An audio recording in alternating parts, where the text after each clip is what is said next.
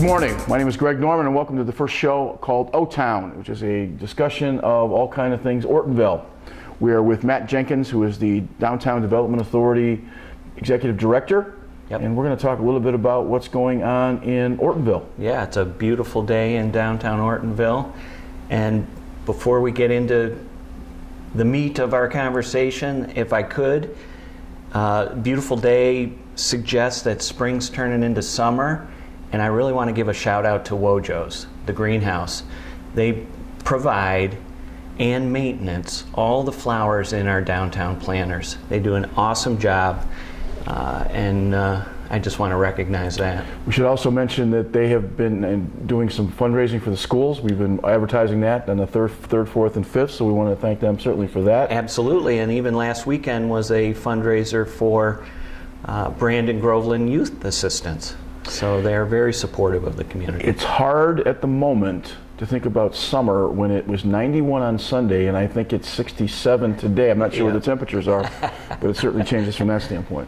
Matt, we wanted to talk a little bit about the DDA, the structure of what's going on. Maybe there's some changes this summer. Yep. We'll touch on some stuff that used to happen that didn't, those kinds of things. And Sure. I want to talk a little bit about the objectives, exactly where things are going. So let's start with what we've stripped away first, if we could. Okay. Typically, this coming Friday would have been a normal Beats, and Eats. We're not doing that this summer, Yep. which has been a staple for probably 5 or 6 or 7 years. Sure. And that's been moved on. Am I correct on that? Correct. So that's something that won't happen, so be aware of that on Fridays. Is there anything else that I'm missing that we're not doing that we used to do? Well, another signature event of the DDA, which took place in June, was Creek Fest. And that event had changed over the years, had included different things in the event, and was a very labor-intensive event for the DDA. So that is another event. The other major event I think the DDA has been involved with in the past is Christmas in the Village, and that's still on our plan for the first Saturday in December. Okay. So no Creek Fest, and obviously no Beats, and Eats. Correct. Okay, so obviously we're going to replace that with some things. So maybe let's start with specific projects for the summer. Okay. June, July, and August, and maybe we can talk a little bit about June first. And really the reset that the DDA has gone through over the last 8 months is the reason why these events have been postponed. And I'll say postponed because the DDA wants to be engaged in events that bring people downtown to downtown Ortonville. It was just the right time to put those on hold, focus on the operations of the DDA, and then when we're higher functioning, bring some of those things back.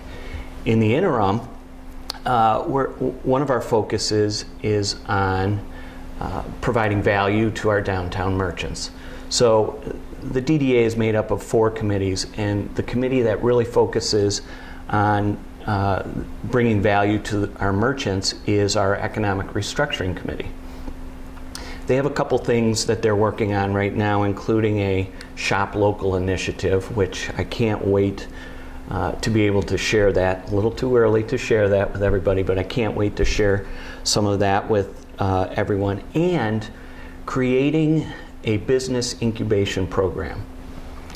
That sounds pretty scientific. Robust. Yeah. What exactly is that? It is a program that has resources to help new businesses come to town and help existing businesses if they want to expand their business. So there will be resources and tools to help either new businesses or existing businesses, and that's coming. Another example is something that's coming up on June 24th.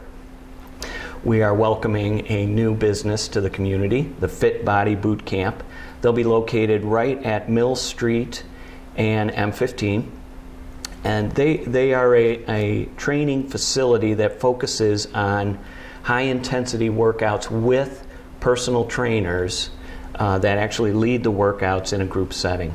So we're looking forward to that. That event will be all day, Saturday, June 24th. We'll do a ribbon cutting and some presentations, and the public is welcome to come in and see some of those demonstrations. What time's the ribbon cutting? Ribbon cutting will be in the morning.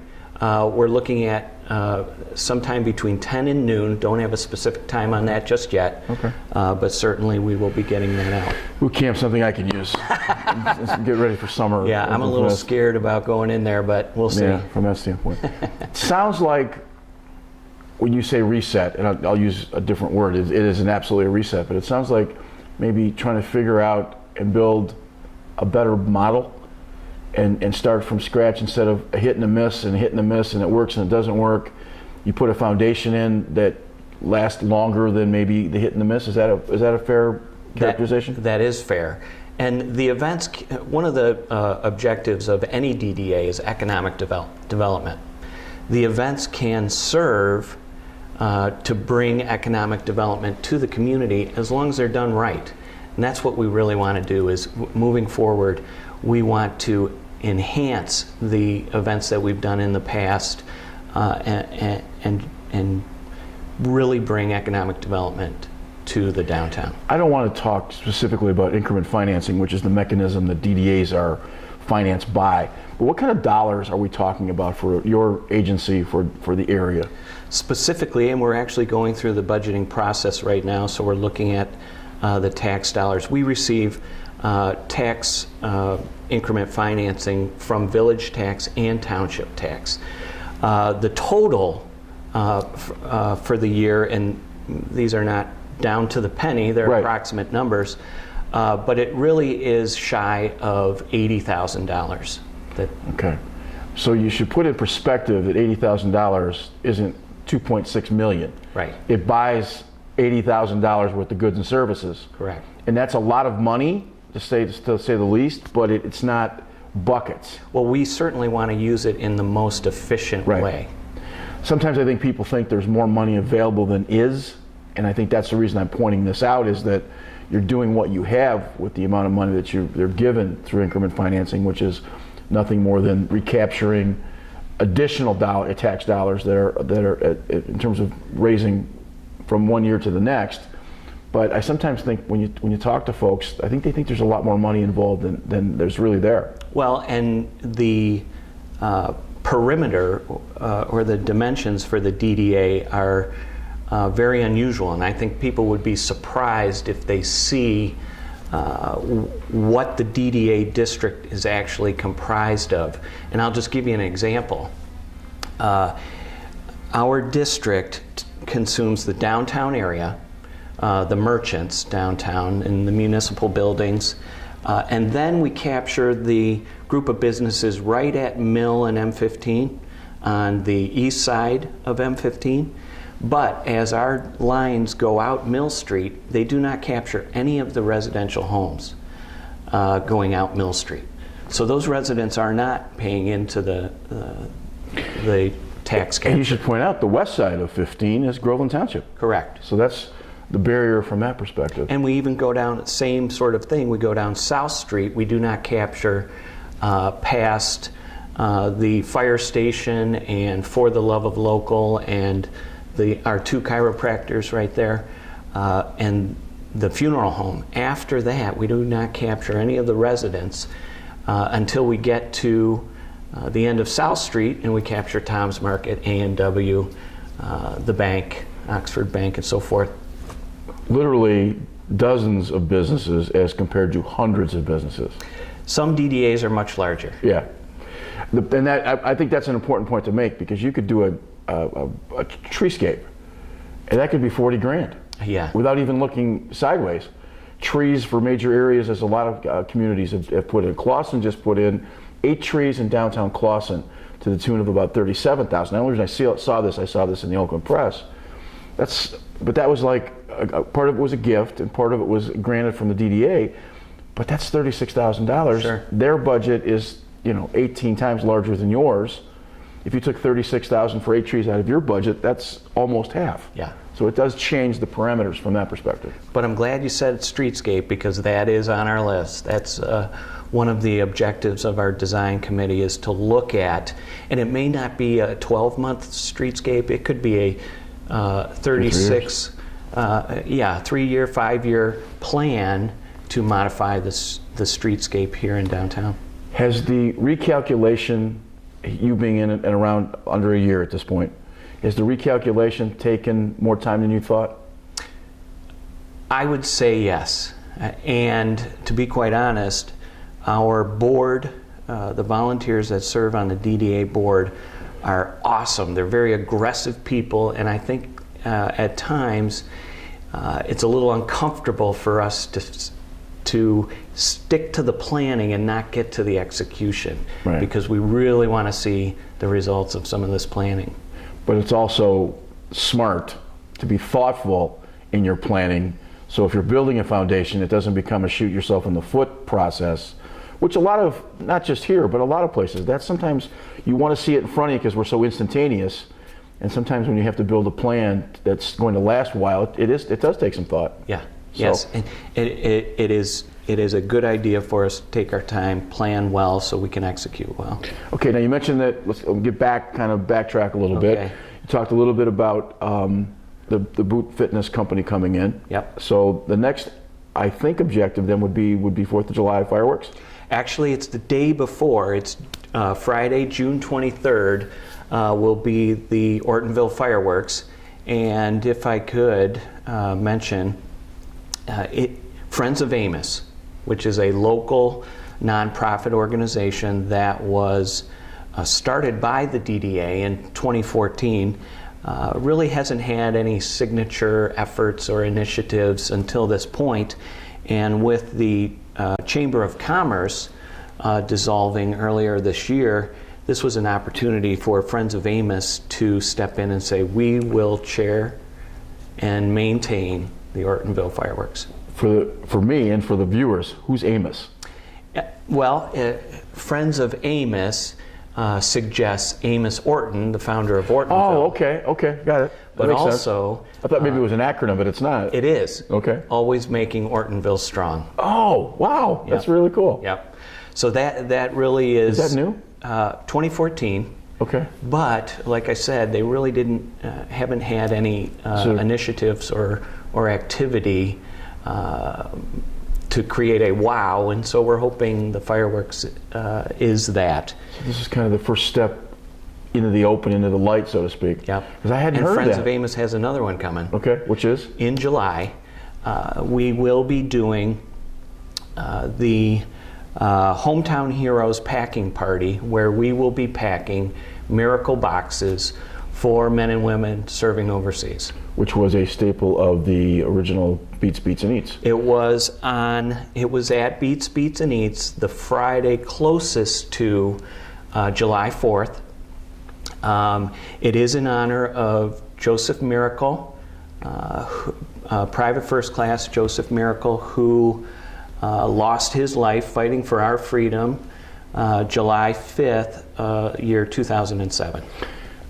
To flip back to fireworks, because we're talking about the 4th of July weekend and activities, why the 23rd and not closer to the 4th? Is there a thought to that? They had been, I think the calendar's a little odd this year. They had been the Saturday before the 4th, right, traditionally. I think that's the June 30th or something like that. That is as far as cost of the fireworks, that's a premium date. Okay. And not knowing whether or not we were going to be able to generate the resources to have premium date fireworks. Change the date. We went the week before. That makes sense. So they're going to get as big a bang or bigger, just happen to move it off a little bit so that they get the big bang. It just so happens that we are in a position to be able to have the largest show. Okay, well, that makes sense. We'll make sure that we get that covered on June 23rd. We're going to talk to Matt a little bit about some DDA strategic goals and objectives, and we'll do that in about 2 minutes. We'll be right back. We all assume that gun owners have a knowledge about gun safety, but that's not always the case. There are simple precautions that gun owners can take to make sure that their firearms don't pose a danger for our community. Proper firearm storage is the #1 way to prevent tragic accidents. Use a gun lock or store your firearms in a locked safe. Gun safes are available at local retailers. Free gun locks are available at your police department. Through responsible storage, we can do our part to invest in safety. Lock it up, Oakland. Safe storage saves lives. Mental health disorders are serious and treatable conditions. Isolation, loneliness, and changes in behavior could be signs that someone you know is suffering from depression. Learn how to recognize when family or friends are in crisis and what you can do to help. Mental health does matter. Contact the Resource and Crisis Helpline with your concerns at 1-800-231-1127. We're back talking O-Town with Matt Jenkins, who is the Downtown Development Authority Executive Director. My name is Greg Norman. We're talking a little bit about the DDA and its vital role in the community, and we've talked about the specifics of the summer and what we're going to do. We also kind of touched on the restructuring, the restarting, the rebooting, I think is your word, with the DDA. And let's talk a little bit about the strategic goals. Where are you in the planning process? You've been here, I think, 8 months? Yep. Where are you in the planning process? Sort of roll us from summer strategically into the fall and where we're headed with this. Well, we did, as we touched on earlier in our conversation, we have been in this planning mode. And DDAs that participate in the National Main Street program focus on 4 primary areas: economic restructuring, organization, design, and promotions. And in this reboot, the DDA realized that our committee structure really wasn't functioning. That is the mechanism to implement our strategic plan. So the committees have really just begun to identify additional volunteers that can serve and begin to strategize or put into tactics some of our goals and objectives that we've developed over the last 8 months.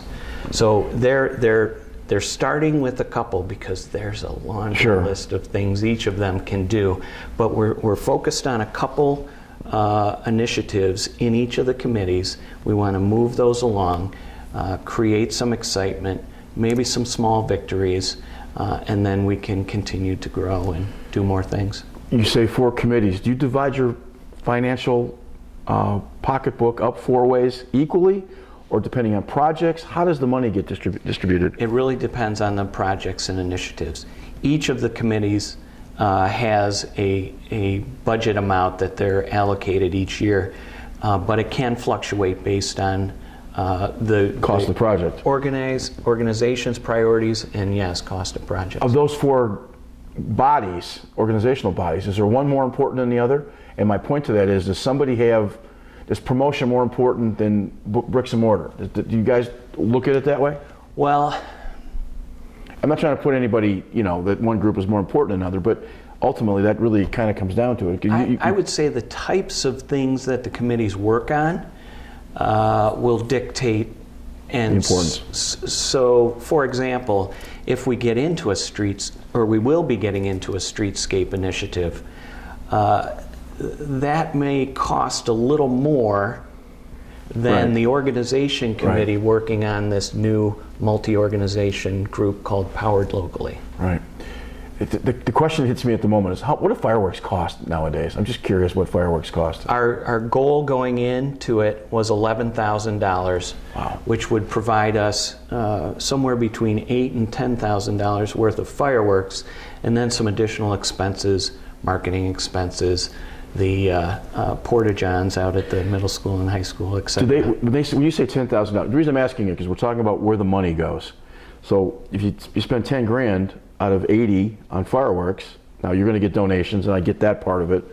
Does it, like, you get $1,000 a minute? Is it just, how does it, do you know how it works? That is a great question. The fire chief serves on our firework committee. He's the expert with Wolverine fireworks. But you just think that. But I do know that the size of the shell changes the cost of the fireworks. Absolutely. And the reason I'm asking the question is we're talking about money and where it gets allocated. Right. Well, right there's 1/8 of your budget to a huge project, not just, to say the least. It's a great project. If it was exclusively a DDA project, yes. The nonprofit organization Friends of Amos really has been able to self-fund this year's fireworks. And again, I go back to the point of dollars. $10,000 for a community our size, or $11,000. It's a lot of money. Yeah. And we'll get it, and we'll do a great job, and those kinds of things. But you got to put in perspective, if you're spending $8,000 or $10,000, $12,000 for fireworks, and even with donations in dollars and an $80,000 budget, it's a massive it's a massive part of the budget. It is. It is a big project. Sometimes really I don't think we think of how much money it cost. And we'll look at Detroit as an example and say, well, how come they're not? Well, Detroit spends, I don't know what they spend. I've heard they spend as much as $500,000 on just the fireworks. And I get that it's a different process, but money is really the driving force of what you can do. And you got to take a look at how much you have before you start waving a flag and saying you can do as much as they think they should be getting done. Absolutely. I think that's a fair estimation. Yep, absolutely. And going back to a point I made earlier, using those resources most effectively. That's really what we're trying to do.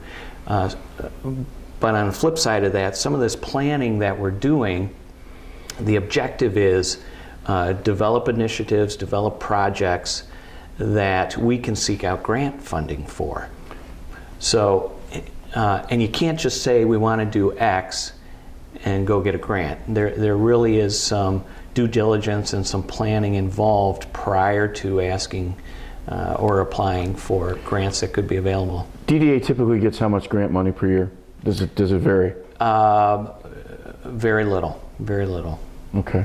I know sometimes the recreation department does, but that's that's completely different sourcing. Well, yeah, and we supported the Parks and Rec this year on one grant that they submitted for, and it actually is a grant that the DDA could qualify for some placemaking initiative within the village. Okay. So, and the Ortonville DDA has not received significant amounts of grants in the recent past. DDAs do qualify to receive grant funding, and so we're working towards getting ours. I think sometimes DDAs are misconstrued by the general public because they don't know the financing mechanism. They think there's usually more money than is available, and then after you've had this discussion about what they want to do, there's always going to be a certain percentage of folks who, well, they don't like that, even though you've had public hearings and you've had all these discussions about it. So talking about the strategic goals is something I think is important for people to understand what it is you're doing. Well, there were several themes that came out of the community engagement sessions, and one was creating more stuff to do downtown. People had indicated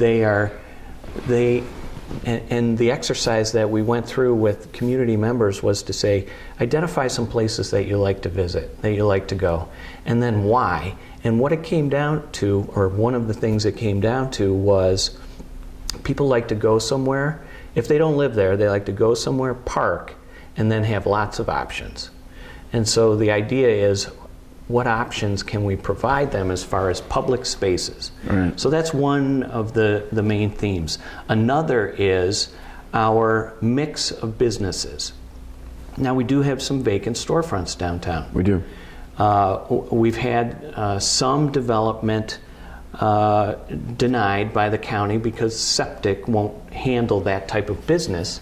So we have to plan and recruit a mix of businesses, number one, that can go in our vacant storefronts, and number two, enhance the shoppability downtown, enhance the existing merchants that are here, but provide something that may not be here already. So that's another theme that we're really focused on. Your number one priority, you come in every day to work, your number one priority in the back of your head, what is it that what pushes you, what drives you, what is it that you'd like to see accomplished in 2017? There's so much opportunity here. so much opportunity. And with that, the great people who are currently involved and engaged that want to create a high-functioning DDA that brings value to our local merchants, creates economic development, and engages our community to think locally.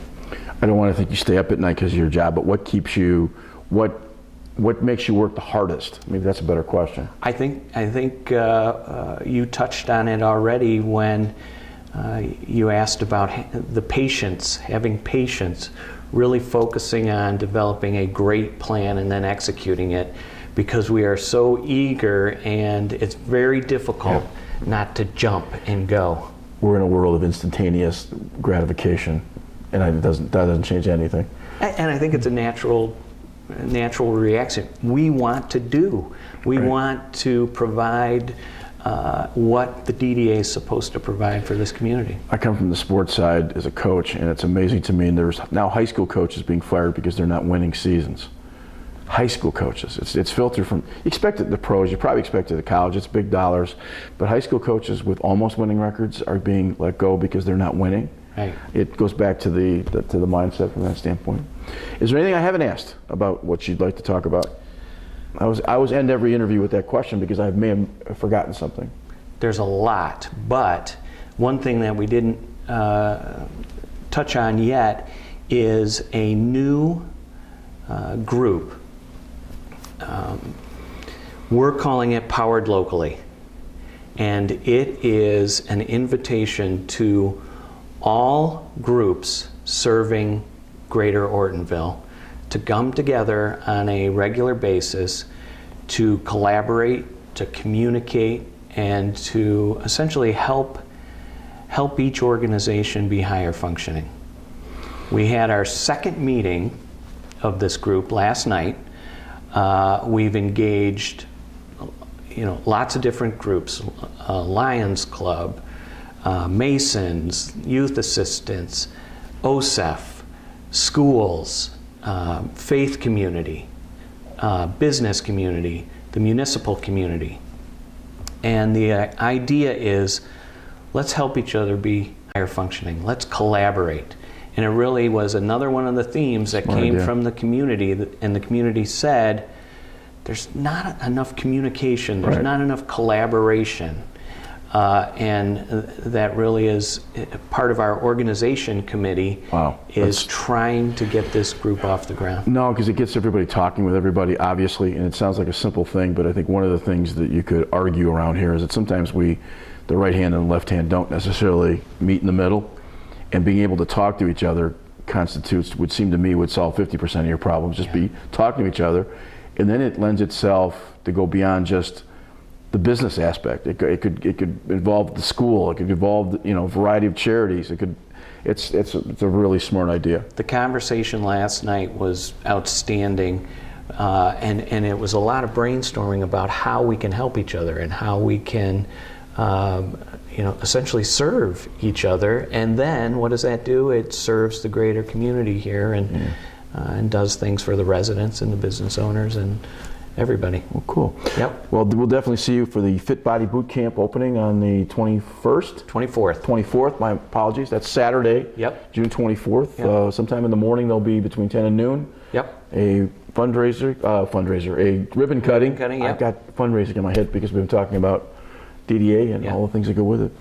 We wanted to thank Matt for kind of giving us some insight to the Ortonville DDA, and we're hoping that the first version of Inside O-Town is something you enjoy watching. We'll be back next week with another edition of the show. For now, we'll see you next week.